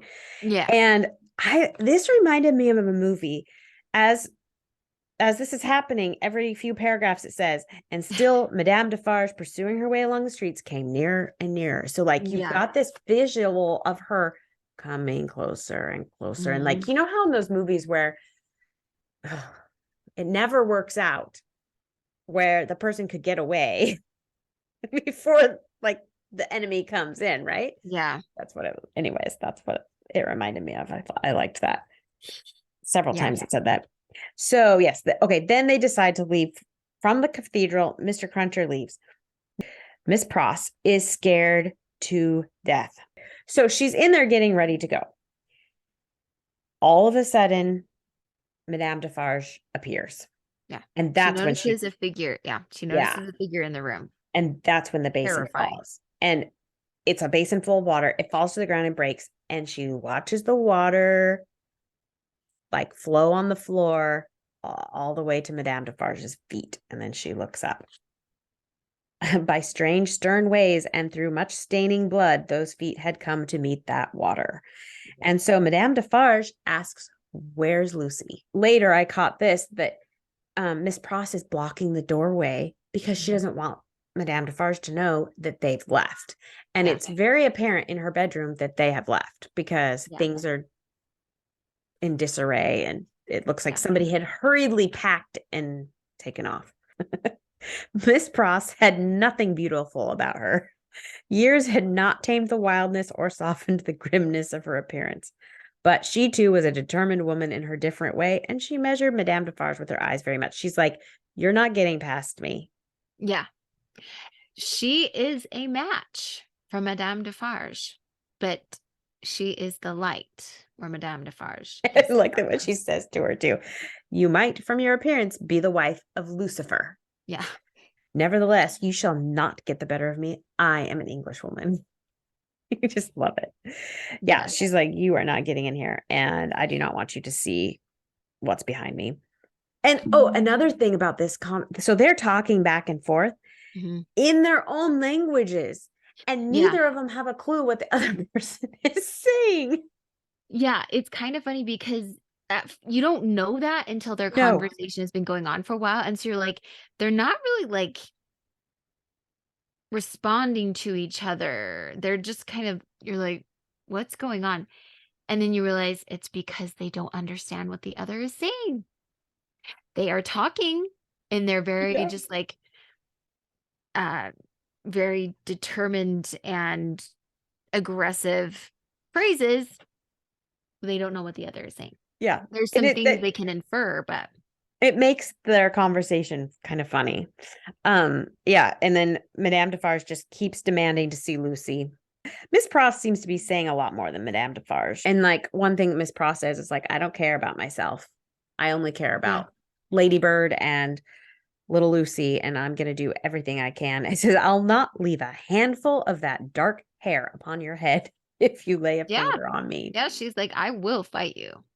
You are not getting past me." Yes. So then Madame Defarge notices that the room is empty, it's a mess, and that they are gone.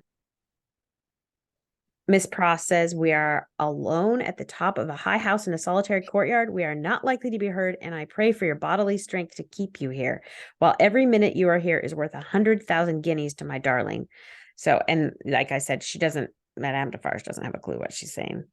So they have a little bit of a struggle, and Madame Defarge tries to pull the pistol out of her bosom, and it goes off, and she dies. So she drops to the ground. Yeah, well, it's quite the amazing struggle because she goes for the door. Miss Pross wraps her arms around her waist so tight. She's like, "I'm not letting go until either we pass out or die." And remember, there's a knife at Madame Defarge's waist. She can't get to that. And so she goes for the gun at her bosom.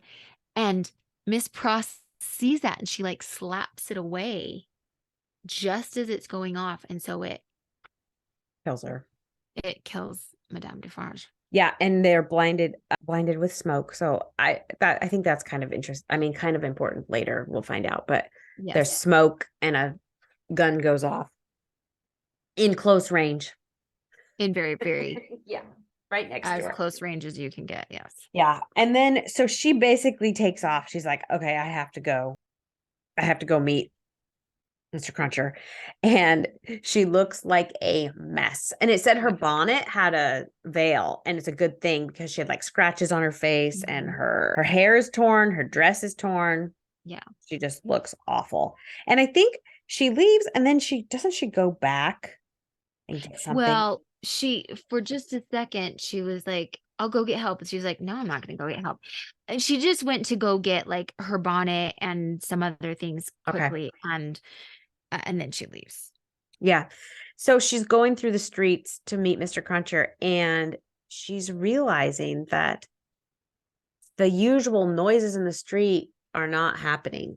There's nothing. She's not hearing anything. So she gets to Mr. Cruncher, and they're like, and she says to him, are you hearing anything?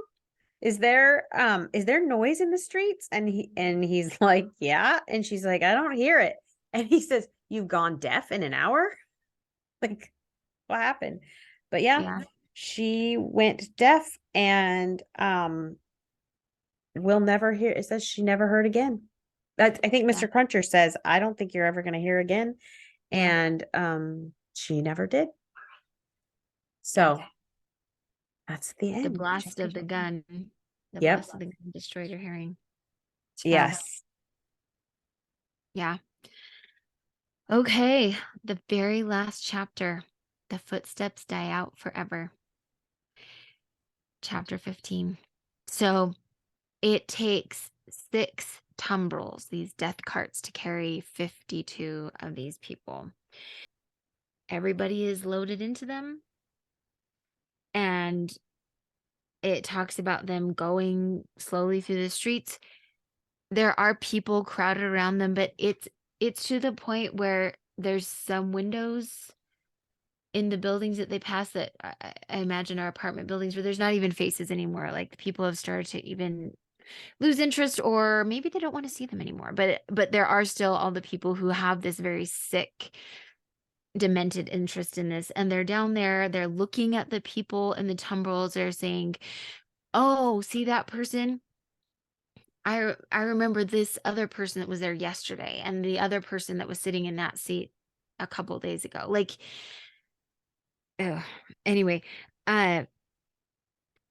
but in the third cart sits Sydney and this young woman, and he is not paying any attention at all to what's going on around him. Even though a lot of the people are looking for him, they're very curious about which one is Citizen Avermond. Yeah, which one is Charles. And so people will point him out, but he won't even take a moment to look. He doesn't care.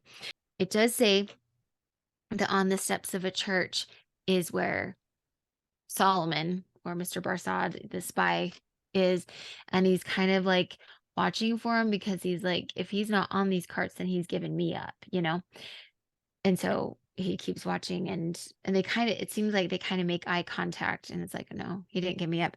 But this man behind the spy is like, which one is Avermond? Somebody says, that one at the back there with his hand in the girl's. Yes, the man cries, down Avermond, to the guillotine all aristocrats, down Avermond. And the spy, Solomon, says, hush. He says he is going to pay the forfeit. It'll be paid in 5 minutes. Let him be at peace. It's like he finally has this sort of moment of redemption. I think he realizes, he maybe realizes some of his wrong and the nobility of somebody like Sidney Carton. This kind of makes me think, as you're saying that, I didn't think about this when I was reading it, but this is like when Christ died. Yeah. And basically, like, he was comforting that girl before. Yeah. And that's what Christ did. He comforted the other people that were being hung. But it makes me wonder if I bet you there were people there that were probably involved in this, like in not this, but in crucifying the Savior. And they probably thought, oh, maybe they had a moment where they're like, maybe this was a mistake. I don't know. That just made me think I of that. think I think that you're right. Well, when we know that there was the Roman centurion who was like, truly, this man was the Son of God. And as a Roman, he would have been part of it. It didn't mean that he wanted to, but they kind of had to do what they were told, you know? And so, yeah, I think there were No. plenty of people who were like, Oops. we've done something really bad. Yeah. Yeah. Anyways, that just made me think of that. Yeah. And I think I love that you pointed that out, because I think this whole thing is very much symbolic of that, of the sacrifice of Jesus Christ. So they're going along through the streets in the tumbrils, and we get to the front row where the knitting women are all sitting, and the Vengeance is sitting there looking for her friend, and she's like, where is she? Where's Therese Defarge? Everyone's like, oh, she's never missed before. She'll be here. And she's like, it's about to begin. Where is she? She can't miss this. And so the Vengeance starts yelling for her, and everybody's like, yell louder. But of course, she can yell as loud as she wants to, and Therese Defarge will never hear it. She says, bad fortune, cries the Vengeance, stamping her foot in the chair, and here are the tumbrils, and Avramond will be dispatched in a wink, and she not here. The Vengeance descends from her elevation to do it. So to me, it sounds like she is trying to look for Therese. She goes Defarge. looking for her. She leaves her seat, Yeah. probably, right? She leaves her seat, and so she's not there. Anyway, the tumbrils start unloading. People start being killed. And Sydney and the seamstress are taken out of the cart. And she looks into his face and thanks him. She says, I think you were sent to me by heaven. And he says, or you to me. Keep your eyes upon me and mind no other object. She's like, I mind nothing while I hold your hand. I shall mind nothing when I let go, if they are rapid. He's like, they'll be fast. Don't worry. And it's just really sweet and very tender.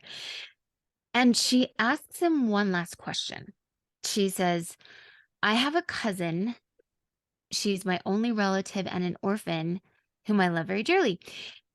She says she's 5 years younger than me, and she lives in a farmer's house in the South Country. She's like, she's very poor. I'm very poor. But if everything works out the way that these guys want to, and like my dying is going to help them. Good grief. And if everything works out so that the poor people are taken care of, she may live for a long time. She may live to be an old lady. And so, do you think that it will seem long to me while I wait for her in the better land where I trust both you and I will be mercifully sheltered? So she's like, while I'm in heaven, do you think it will feel like a long time to wait for her before she comes to me? And he's like, there's no time there. It's going to be, it won't seem like very long. And then she's like, am I supposed to, should I kiss you now? Like, I guess they must have had some sort of agreement that they were going to kiss before they were killed. And the time has come. And so he says yes, and they kiss. And then she is taken up and she is killed. One thing that they said on the last page too, and then right here, is the women that are knitting, they don't even look up. They're knitting and they're counting the heads. Yes. And so that's just sickening. But It is. anyways. Well, I think they often look up at the heads, but it says they don't look at the person before. They just look at the heads and then they count. Yeah. And so she was number 22. Number 22. And then he repeats the scripture that has been going through his head for a few days now. I am the resurrection and the life, saith the Lord. He that believeth in me, though he were dead, yet shall he live. And whosoever liveth and believeth in me shall never die. And then he is taken up and he is killed and he is 23. And then you kind of get this little bit of a reflection. And he says that many people said that, I hate even saying this, it seems so just morbid and disrespectful, that his face As they held up his head, his face was the most peaceful and sublime that they'd ever seen. And he looked almost prophetic. And it was like if he had been prophetic and he'd had a chance to write down what he knew in those moments, this is what he would have said. It said basically, all these oppressive people who took the place of the oppressive people before, all these horrible people who thought that they were doing so many great things, Barsad, Clyde, Defarge, the Vengeance, the Juryman, the Judge, all these people, they were going to be making their way to the guillotine as well. Yeah. They would be killed by the exact same thing that they took such delight in killing other people with, as things usually happen. Says, I see the evil of this time and of the previous time of which this is the natural birth gradually making expiation for itself and wearing out. Says that he sees the lives of those that he laid down his life for, Lucy and Charles and little Lucy and Dr. Manette, all going on to live a very good and peaceful and long life. And even Lucy having another baby and naming it after him. And that he would, it said, I see that I hold sanctuary in their hearts and the hearts of their descendants. And said, I see Lucy and her husband lying down side by side after a long life. And they hold each other sacred and they hold him sacred. And then they pass away. And then this little boy that they had, that they named after him, he would go on to live a very good and fulfilling and, a wonderful life, sort of in credit and honor to him. And it says, and I hear him tell the child my story with a tender and a faltering voice when he has children of his own. And then, of course, the most famous line, it is a far, far better thing that I do than I have ever done. It is a far, far better rest that I go to than I have ever known. So. The opening and closing lines of this book. Yeah. Right? Very, very famous. We did it. Did. So, oh my gosh, those chapters are so heavy. This whole book this is a hard book. For many reasons. For many reasons. I know. I felt like I should have a party when I finished reading it. I was like, I told my husband, I'm like, I've been reading this for at least 7 weeks. I know. I'm like, not just reading it, studying it. Reading it over and over and over. Yeah. Understanding it. and then talking about it for hours. Watching YouTube videos about it. Yeah. Yep. We know this book. We did it. So awesome. I feel so accomplished. This is my first Dickens. Like, other than I told you that we read Great Expectations in high school, but basically our teacher read it to us. So I probably didn't understand any of it anyways. So yeah. They're making another movie, I bet. I don't know if you've seen those previews. No. But yeah, now I get to watch the movie of A Tale of Two Cities. Because I know the whole story. I know. Yeah. And I've never seen a cinematic rendition of A Tale of Two Cities, but I would like to. So yeah, to check some out. I think David said the one with Chris Humperdinck. Chris Humperdinck. Chris Humperdinck. I just made that up. Also known as Chris Sarandon. Yeah. That's right. Chris Humperdinck. No, yeah, watch that one. That's the one we're gonna watch, I think. Okay, cool. Yeah. Yeah, and I was thinking too, like I handed my book to David and I was like, I just want you, I mean, for people on YouTube that can see this, I want you to see all the work I did. Yes. I know. I was flipping through my book today and I was like, oh my gosh, there's so much underlining and highlighting and writing. And anyway, I have to keep this because it has like, I was thinking about my kids that won't listen to our podcast. And I was like, when I'm dead and they want to hear my voice, they will listen to this. Yeah. Totally. They can look in my books and see my writing. Totally. We are creating treasures for our posterity. That's right. What we're doing. So Exactly. Especially as we tell our own stories to go with it. Like, I think it's good. So Yeah, and stories about them. yeah, that too. Yeah. Anyways, So well, you had some ideas for books that are similar to this. yeah, that kind of Right go here. along with this one. So there's a few, and I thought of some more too, just barely. The first one that I thought of is The Scarlet Pimpernel by Baroness Orczy. And a lot of people know the story of the Scarlet Pimpernel because it's one that has been made into a lot. There's a play, a musical. It was actually a play before it was a book. Baroness Orczy had done that, and then she made it into book. But play, there's several movies made out of it. There's a couple that I actually really like. Apparently there was one in 1934, I believe, that was made. There's also a silent movie from, I think, 1917. But I haven't seen any of those earlier ones. I saw one that I believe was made in the 80s.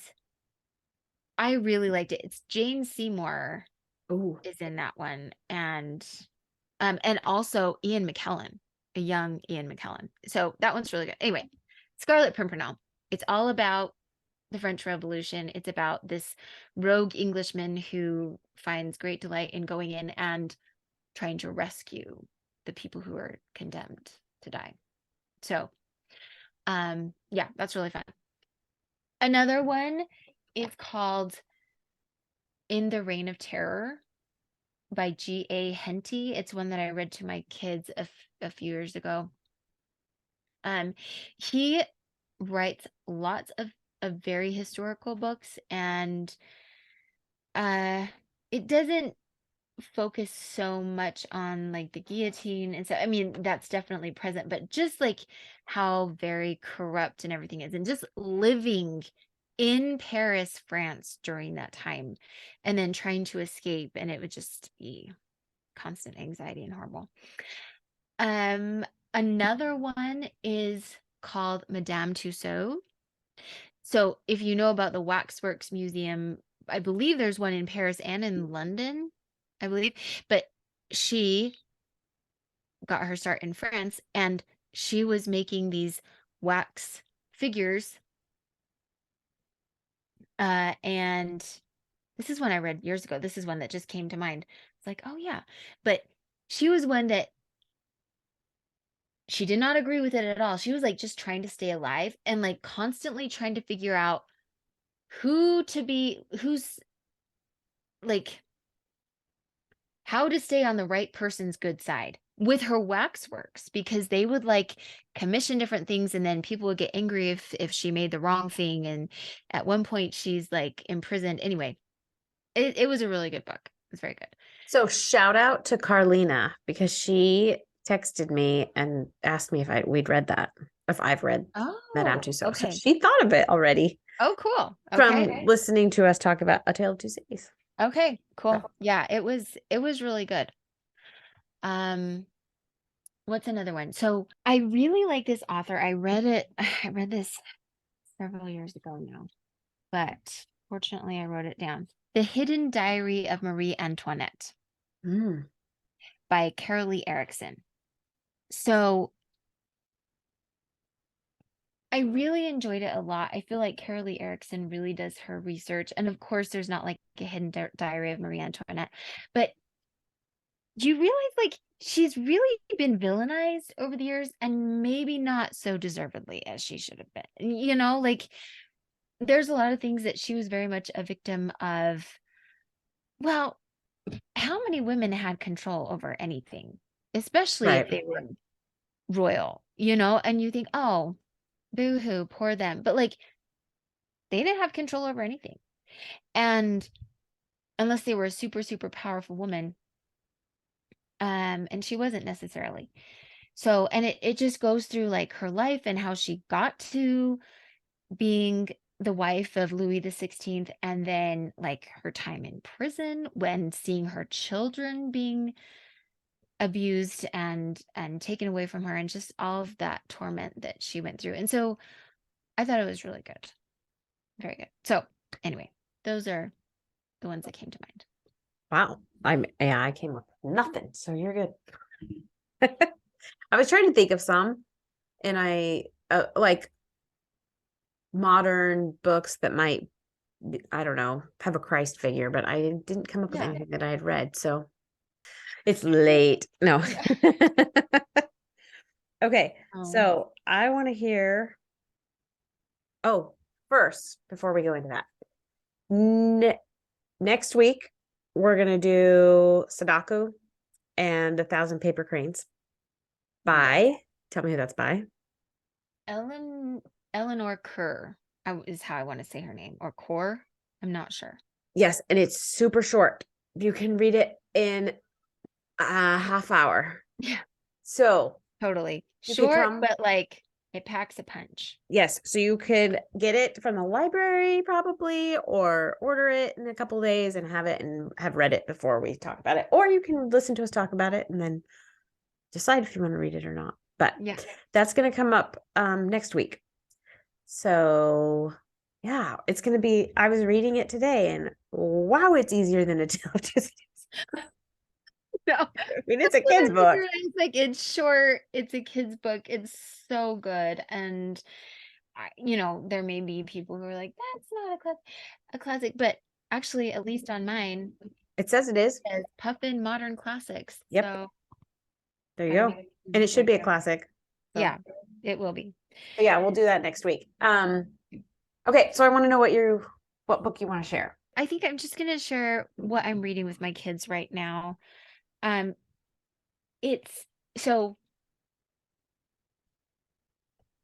We're reading a few. This is one that's not for school. It's one that we went on a road trip and they were just like, Mom, we need to read this again. And I was like, okay.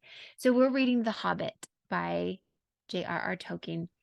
And I think this is our third or fourth time reading it. And it's so good.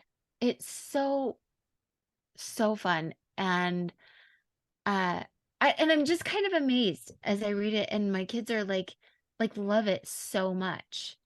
I never read it as a kid. I was familiar with the story because we had this animated movie that we just loved, so we watched it all the time, and it's actually like pretty true to the story. They did a really good job.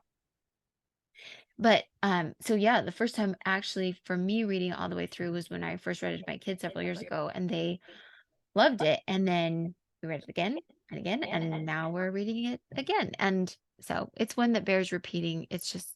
Do they ask you to read it again? Are they like, let's read that again? Yeah. Like this time I was actually trying to pull out some books that we hadn't read yet, and they were like, no, we want to read The Hobbit again. I was like, okay. So I would like to read that someday. I thought Charlie wanted me to get, what's the second one called? Like the Lord of the Rings, like the trilogy, or the second book. Oh, or maybe it's the third Two book. Towers. So in the Lord of the Rings trilogy, there's the Fellowship of the Ring, the Two Towers, and then the Return of the King. So he needed the Fellowship of the Ring, and when he left, he went on his mission. We like packed up all of his books, and he couldn't find it when he got home. And so I knew he needed one. So I was at the library, and they have this shelf that's like, you don't have to check it out. You just take one, bring it back, whatever. It's like you don't have to have a library card for it. Okay. And so I grabbed a book, but I thought, it was The Hobbit. So I grabbed it and I brought it home, and he's like, no, that's not the one I wanted. I needed the other one. And then yesterday, Presley was setting up her own library. And I was like, we'll take that one or something. And Charlie goes, did you notice it's El Hobbit? It's in Spanish. Like, I didn't notice it was in Spanish. That's really funny. El Hobbit. Presley sending me messages through the window. Yeah, it was very funny. I was like, oh, whoops. But none of us in this house can read that. But okay. But someday I would like to read it. I would. It's actually on the Oregon Battle of the Books list this year. Oh, cool. So I thought that was kind of cool. Okay, so I'm actually also going to share a book, but I am reading with Presley. Oh, good. Which is crazy. I heard about it on a podcast, and I thought, the lady said that she'd read it to her 6-year-old, and her 6-year-old loved it. And I was like, okay, I'm willing to try anything because this child is hard to capture her attention, right? Mhm. She loves it. Okay. The only thing she doesn't love about it is there's pictures, but they're not in color. Okay. She said to me the other day, she goes, "This book was written with a pen." I was like, yeah, it was. But it's like, anyways, it's called the 13-Story Treehouse. Have you ever heard of those? No. Huh. It's so cute. By Andy Griffiths. And I just love it. I mean, it's like there's pictures and it's like a thick book, right? Chapters and lots of pages, probably 150, 200 pages.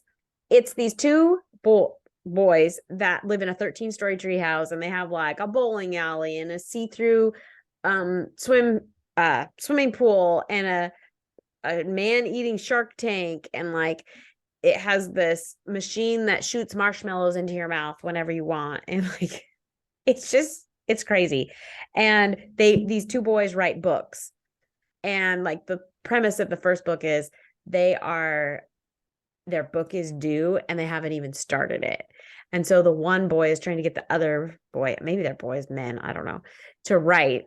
And he's like, I don't know what to say. And anyways, it's just, and then a bunch of stuff happens to him. So then they just write what has happened to him. But they like turn a cat into a canary, and like, That's I can see kids loving that. yeah, they have like so random, but totally the way a kid's brain works. Yeah, this like one chapter, one of the boys orders something to make sea monkeys. So he's gonna grow these sea monkeys in his lab, and the sea monkey turns out to be an evil sea monster that convinces him to marry her. It's hilarious. Anyways, Oh my gosh, very funny. That's so funny. If you're looking for something for like a 5-6-year-old, fantastic. So, and there's a bunch in the series. So it starts with like the 13-story treehouse, and then I think the next one is like the 26-story treehouse, and then the 39th or something like that. Okay. So it goes in multiples of 13. Cool. But total success. Cool. I love it. He loves it. So. Love it. That's awesome. There you go. Okay. Well, we are so happy you joined us for this episode. We hope you will join us next week as we discuss Sadako and 1,000 Paper Cranes by Eleanor Corr. If you have suggestions for books we should read and discuss, please email us at thebestbookspodcast@gmail.com. We would love it if you would leave a review wherever you listen to podcasts and share our podcast with your friends. We want to inspire and encourage as many people as we can to read out of the best books. As Thoreau says, read the best books first, or you may not have a chance to read them at all. See you next week.